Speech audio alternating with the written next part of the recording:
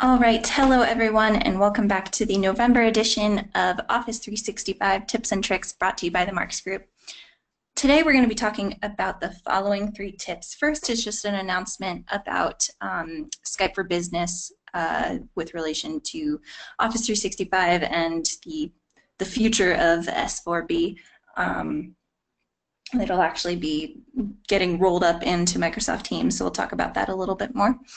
We're going to take a look at some new features in Microsoft Teams, and finally we're going to take a look at a quick but cool tip in OneNote. Okay, so first of all, I just wanted to bring to everyone's attention that Skype for Business is going to be absorbed into Teams. They recently announced this in September. They've got a roadmap, which is kind of difficult to find, so I linked it there. There's a more detailed roadmap that you can access. But it's basically planning on wrapping up every feature that you have in Skype for Business into Microsoft Teams. This doesn't necessarily mean that they're going to stick something exactly like Skype for Business in Microsoft Teams. It'll just somehow incorporate all of the features over time.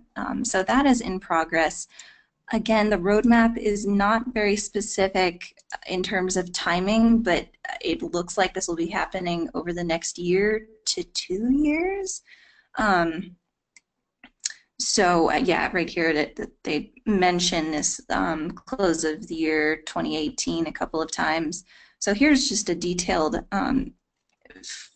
FAQ of everything you might need to know for the conversion from Skype to Business to Microsoft Teams.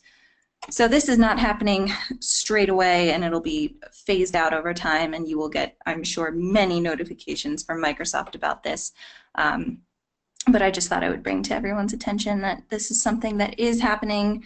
So you might be seeing some changes with Microsoft Teams and Skype for Business in the next couple of months. So just something to keep an eye out. And I will, once they start actually rolling out some of these features better into Microsoft Teams, I will bring that to your attention in blog posts as well. So once again, these links are all, you can access these from the blog posts on, oh, sorry guys, on marksgroup.net. This is a different post. Okay, so that is Skype for Business announcement. Moving on to some Microsoft Teams new features. So I just wanted to quickly highlight that. So first one we're going to look at, they recently changed the settings window quite a bit actually. They gave it a bit of an overhaul. So again, you can get to settings by clicking on your profile picture right here and then clicking settings. So there are different theme options now. They really broke out the notifications section a bit more, and then you can have, there are some application settings here, auto start. These application settings existed before, so those aren't new, but I think that the themes are new and some of these notification options are new as well. So that's just something to check out. Again, if you ever want to see the release notes, the most recent release notes, you can access them by going to chat here and then just clicking release notes if you have T-Bot. So it's chat, T-Bot, and then release notes. So just something to keep an eye on. There's another update, quick update with respect to files, editing files in Microsoft Teams. So now if you navigate to Files and then click on Cloud Storage, OneDrive here, if you right-click, you can actually edit the document in Teams now. I don't think this is available for every possible kind of document type, but it is for the Microsoft ones, your DocXs, your XLSXs, XLSXs. All of those file types work as well. So as you can see, you can just edit this document in Microsoft Teams right here. And I'll just move that out of the way. And this is, okay, perfect, yeah. Cool, so once again, you can access that by heading to Files, OneDrive, and then just right-clicking on any file you have in here, any Microsoft file I have in here, I should say. You can also open this in Excel online or just Excel on your desktop from these shortcuts as well, so that's kind of handy.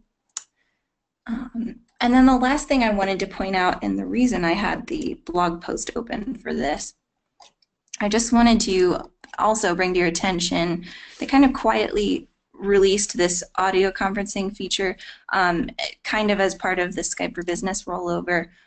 So if you are a PSTN licensed customer for Skype for Business, if you have a PSTN license, you can actually, and we don't have, Mark's group doesn't have this, so I can't quite show it off, but you are able to dial any phone number or conference ID from Teams outgoing, so you can invite anybody regardless of what company they work for.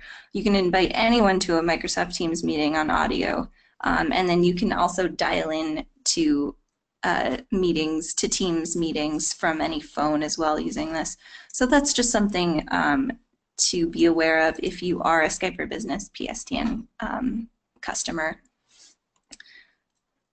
So that'll about do it for the Microsoft Teams updates. And again, you can always, they're always releasing some new features, so you can check on that in Chat and TBot, and then the release notes tabs.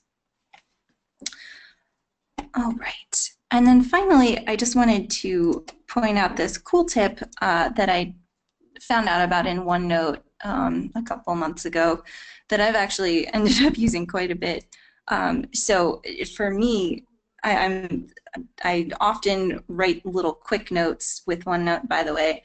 Another really quick, awesome tip. The quick note feature for OneNote is just the Windows button and N, and that brings up this, this quick note feature right there. And if you close it out after you type, it'll be saved in the quick notes section in there.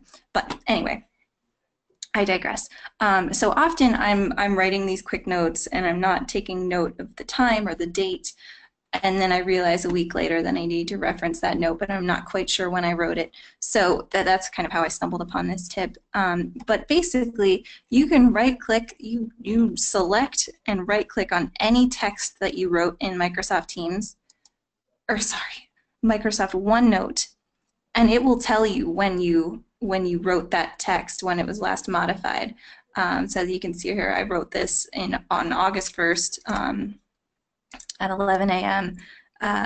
So that this just really is a really cool little feature. I don't think anything actually happens when you click on it. Oh, just kidding. Yes, it does. Okay, so yeah, okay, there we go. So if you do click on this, it will add a little timestamp above the sentence that you highlighted.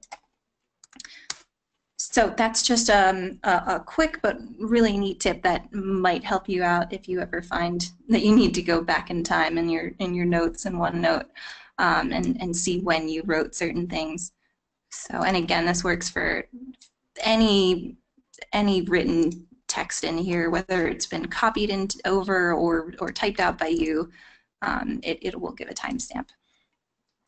So I know those tips were quick this week. If you have any questions about these at all, please let me know at megan@marksgroup.net, MEGAN@marksgroup.net, or you can access marksgroup.net, our website, and leave a note there. But again, if you have any questions at all about Office 365 or these tips, please let me know. We will not be having webinars in December with the holidays coming up. So we will reconvene in January there, covering the December tips that were just posted. So please let me know if you have any questions about any of that, and thank you for your time. Have a great holiday coming up. Thanks, bye.